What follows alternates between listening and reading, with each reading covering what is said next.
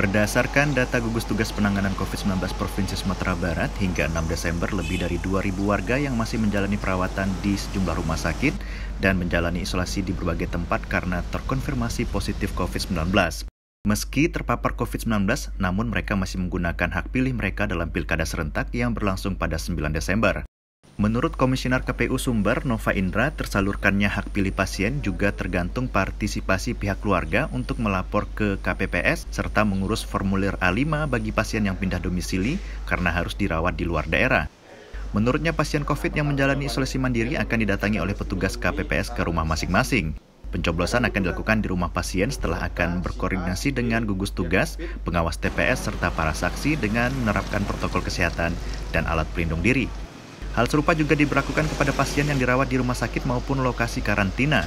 KPU akan memberlakukan TPS keliling dengan membawa surat suara bagi pasien COVID untuk dicoblos. Mengantisipasi kemungkinan petugas KPPS terpapar COVID-19 saat memfasilitasi hak pilih pasien, KPU Sumbar memastikan petugas sudah dilengkapi APD lengkap. Selain itu juga surat suara bagi pasien COVID akan disemprot cairan disinfektan. Agar tidak terjadi penularan saat hari pemungutan suara, warga juga diimbau untuk tetap menerapkan protokol kesehatan seperti memakai masker di TPS serta membawa pulpen sendiri. Selain itu juga menaati protokol kesehatan di TPS masing-masing. Pertama, saya mengkategorikan dua hal saja. Yang pertama, ada dia isolasi di rumah saja. Di rumah saja kan ada ketentuan di dalam peraturan kita bahwa KPPS akan menjambangi pemilih yang lagi isolasi itu, berkoordinasi dengan gugus tugas, dengan pengawas TPS yang ada di TPS, kemudian juga para saksi untuk datang ke rumah yang bersangkutan untuk memberikan hak suaranya. Nah, kemudian kan ada isolasi yang kemudian itu harus pindah dia kota, misalnya dari Solo ke Padang misalnya. Nah, ini tentu tidak mungkin pasien yang akan mengurus A5-nya, surat pindah memilihnya.